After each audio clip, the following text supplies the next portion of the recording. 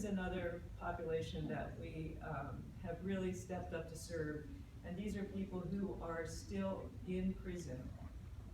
We know that when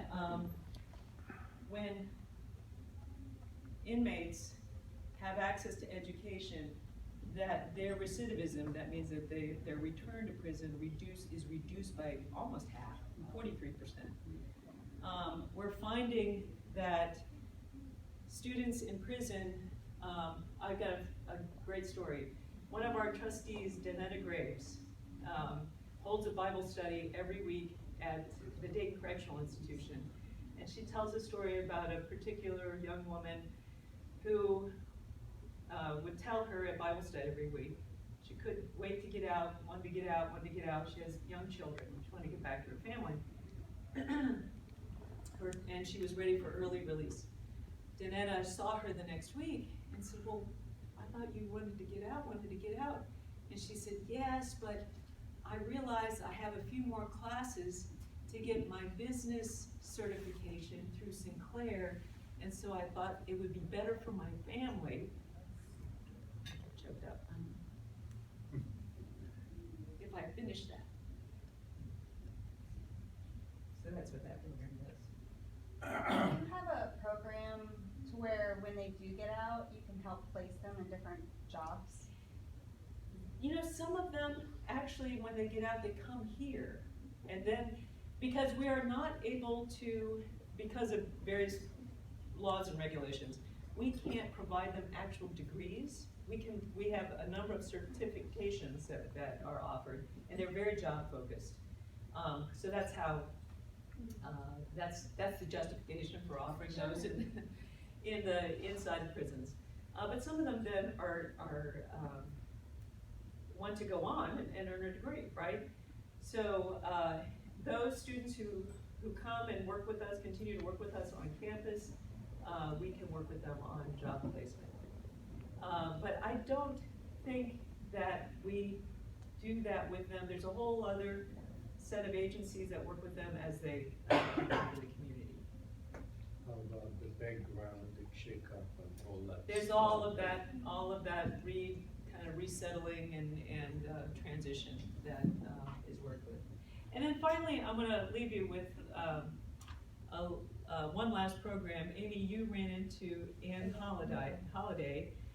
She's the director of the College for Lifelong Learning, and Ann asked me to mention. In fact, in your book, in your folder, is a catalog of programs that this particular program offers. These are classes that are, some of them are simply purely for self-interest, self-improvement. Some of them are for credit. Some of them are regular college classes that are offered on an audit basis. So you're not interested necessarily in the college credit. But we have the largest program in the state in terms of public colleges and universities. And yes, sir. I'm on the board for that. And you're on the advisory board. Yeah.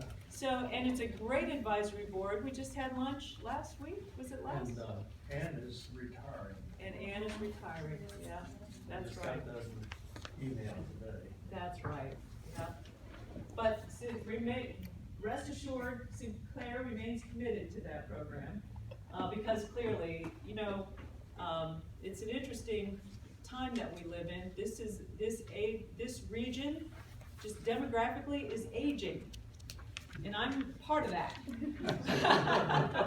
So we know there's a growing need for these programs. I see down there, 89 is the age as old as ever Sinclair graduate, yeah.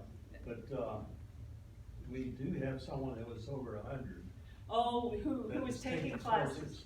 That's right. Well, Viney Walker, that's Viney right there. She started taking classes through the College of Lifelong Learning. She had never had an opportunity to go to college before. She became a young mother, had to start working, then she became a young widow and mother.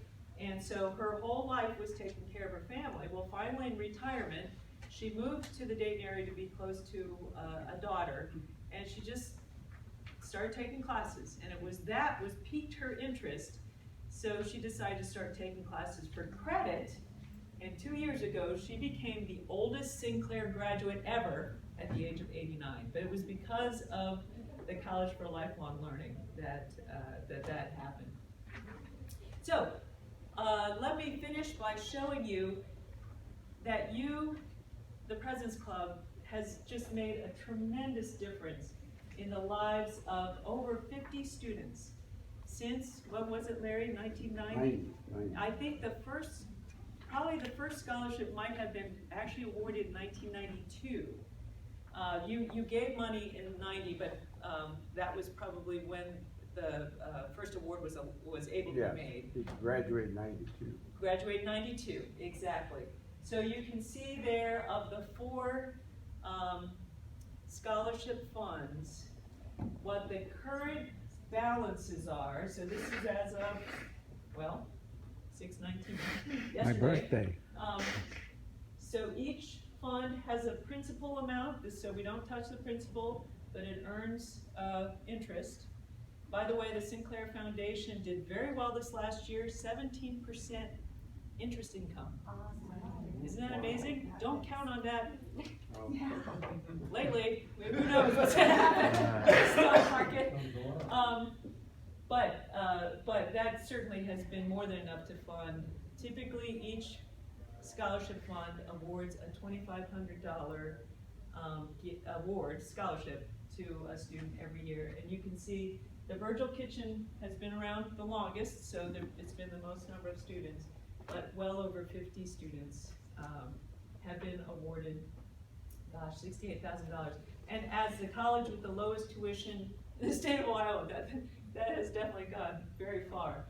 Before we hear from Marta, I wanted you to hear from someone else. This is a young man who received a, I want to say maybe the Leibel Scholarship a couple of years ago in the fall of 2016, and I'm almost certain he attended the lunch. He didn't speak at the Citizen Legion of Honor lunch, but I'm sure he was there. He has a fascinating story, had a tough upbringing in Kentucky, difficult family circumstances. Ended up coming to Dayton because he was going to go to Wright State. Didn't work out for him. Kind of got on the wrong side of life and the law. And talk about second chances. Actually was working in the restaurant industry, and then decided to start taking some classes at Sinclair. Because of his experiences with the legal system, he was inspired to become a lawyer. So he was graduating last year, 2017, when we had as our keynote speaker for commencement the CEO of the Bill and Melinda Gates Foundation.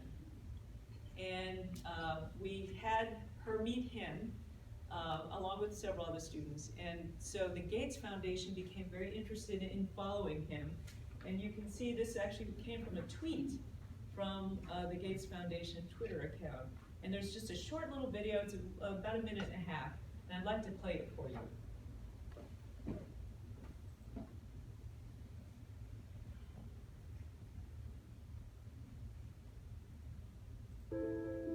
My name is Will McChesney, and this is my second semester here at Ohio State.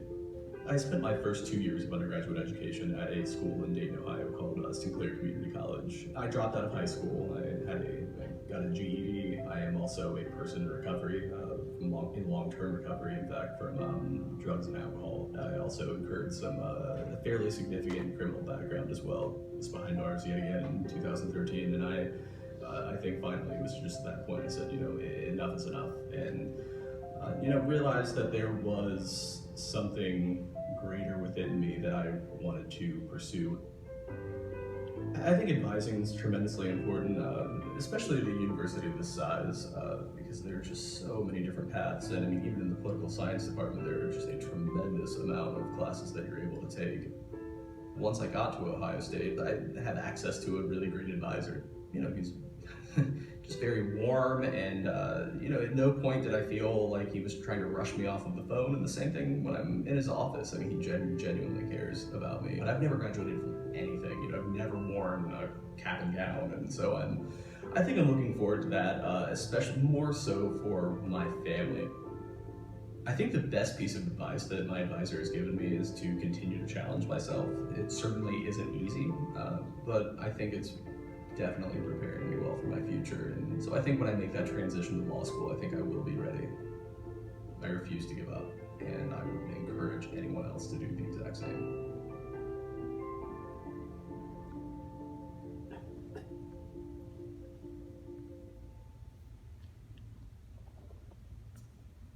Just wanted you to know that you're changing lives. And with that, Thank you.